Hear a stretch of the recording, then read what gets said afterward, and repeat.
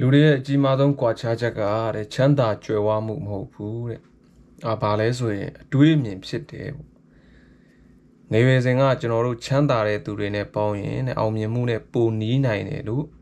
အများစုကထင်ခဲ့ကြတယ်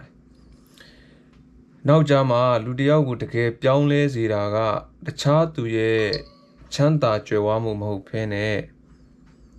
သူတို့ရဲ့အတွေးခေါ်ဖြစ်တယ်ဆိုတာကိုတဖြည်းဖြည်းနဲ့သဘောပေါက်လာပါလိမ့်မယ်။ဘာလို့လဲဆိုတော့ငွေကြေးကိုခွဲဝေပေးခြင်းမှပေးမယ်တဲ့ဒါပေမဲ့သူတို့ရဲ့ရှုထောင့်အတွေ့အကြုံနဲ့အရာဝတ္ထုတွေကိုမြင်တဲ့ပုံစံကကိုယ့်ကိုအချိန်အတော်ကြာလွှမ်းမိုးနိုင်လို့ဖြစ်တယ်ဆိုပြီးဆိုထားတယ်ကိစ္စတချို့ကကိုယ့်ကိုနှစ်ပေါင်းများစွာစိတ်ဒုက္ခပေးနေခဲ့ပြီဒါပေမဲ့ဘာကြောင့်လဲဆိုတဲ့အဖြေကိုရှာမတွေ့ဘူးဒါပေမဲ့လို့ဒါကိုထိုးထွင်းသိမြင်မှုမြင့်သူတယောက်က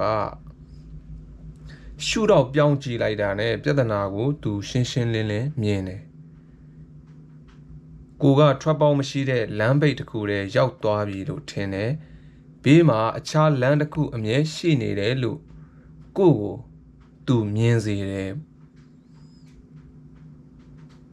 ပြောင်းလဲနေတဲ့အခြေအနေမှာငွေကြေးကတိုးလာနိုင်တယ်လို့ယော့သွားတာမျိုးလည်းရှိနိုင်ပါတယ်ဒါပေမဲ့သိမြင်မှုဆိုင်ရာစွမ်းရည်ကအဲ့ဒီလိုမဟုတ်ပါဘူးဘလို့တွေးခေါ်မလဲဘလို့ဝေဖန်ပိုင်းခြားမလဲပြဿနာကိုဘလို့ချင်းကပ်မလဲဆိုတာကိုသင်ယူလာနိုင်တဲ့အခါဒီစွမ်းရည်တွေကကိုယ်နဲ့အတူထာဝရရှိနေမှာဖြစ်ပြီးတော့ဘယ်သူမှလည်းယူဆောင်သွားလို့မရပါဘူးအဲ့တော့သိမြင်နိုင်စွမ်းမြင်တဲ့သူတွေနဲ့ပေါင်းတင်မှာသိမြင်နိုင်စွမ်းမြင့်တဲ့သူတွေနဲ့အချိန်ဖြုံးတာကကိုယ့်ကိုတဖြည်းဖြည်းပြောင်းလဲစေနိုင်ပါတယ်သူတို့ရဲ့ခွဲချမ်းစိတ်ဖြာမှုကိုနားထောင်ပါသူတို့ရဲ့ဆုံးဖြတ်ချက်ချတာကိုကြည့်ရှုပါသူတို့ရဲ့ပြဿနာရင်ဆိုင်ပုံကိုကြည့်ပါသူတို့ရဲ့အမှားကိုသူတို့စင်ကြင်သုံးသပ်ပုံကိုကြည့်ပါကိုယ့်အမြင်တွေကိုယ့်အတွေးအခေါ်တွေတဖြည်းဖြည်းနဲ့ကျေပြန့်လာပါလိမ့်မယ်လူတယောက်ကိုကန့်သက်ထားတာကစွမ်းဆောင်ရည်မဟုတ်ဘဲနဲ့လောကအပေါ်မြင်တဲ့အမြင်အတိုင်းတာပဲဖြစ်တယ်ပေါ့အမြဲညှိညူနေရင်အဲ့ဒီပြဿနာတွေပဲထက်ခါတလဲလဲဖြစ်နေအောင်ပါတယောက်ယောက်ကသူတို့ရဲ့အတွေ့အကြုံတွေကိုမျှဝေပေးပြီးတော့မတူတဲ့အတွေ့အခေါ်တွေကိုပေးရင်ကိုယ့်ဘဝကပြောင်းလဲသွားနိုင်ပါတယ်ဒါကြောင့်တငယ်ချင်းမိတ်ဆွေဖွဲ့တဲ့အခါသူတို့ဘလောက်ချမ်းသာလဲဆိုတာကိုမကြည့်ပါနဲ့တဲ့အရေးကြီးတာကကိုယ့်ကိုသူတို့တခုခုသင်ပေးနိုင်လားသူတို့ကကိုယ့်ကိုပိုအမြင်ကျဲနိုင်စေသလားတယောက်ယောက်ရဲ့အကြံပေးတဲ့စကားတစ်ခွန်းက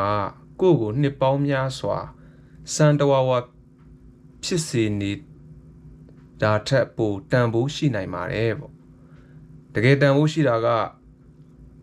တခြားသူဘာပိုင်ဆိုင်တယ်လဲမဟုတ်ဘဲနဲ့သူတို့ကကိုယ့်ကိုဘလို့ရှုတော့အမြင်တွေမျှဝေနိုင်တယ်လဲဆိုတာပေါ်မူတည်ပါတယ်ဘယ်သူနဲ့ကိုပေါင်းတင်တယ်လဲဘယ်သူစကားကိုနားထောင်တယ်လဲဘလို့တွေးခေါ်တွေကိုကိုစုပ်ယူတယ်လဲအချိန်ကြာလာတာနဲ့အမျှဒီအရာတွေကကိုယ့်ရဲ့အစိတ်ပိုင်းတစ်ခုဖြစ်လာပါတယ်သူတစ်ပါးရဲ့အောင်မြင်မှုကိုအားကျမဲ့အစားအတွေ့အကြုံတွေကိုမျှဝေပေးလို့စိတ်ရှိတဲ့သူကိုယ့်ကိုအဆက်မပြတ်ကြီးပြင်းစေအောင်ကူညီနိုင်သူတွေနဲ့ပေါင်းဖက်ပါဒီနေ့မှာတော့ချမ်းသာကြွယ်ဝမှုကဆုံးရှုံးသွားနိုင်ပေမဲ့ကိုယ့်ရဲ့သိမြင်မှုမြင့်လာတာနဲ့အမျှကိုယ့်ဘဝလမ်းကြောင်းလဲပိုကျေပြန့်လာနိုင်လို့ပါ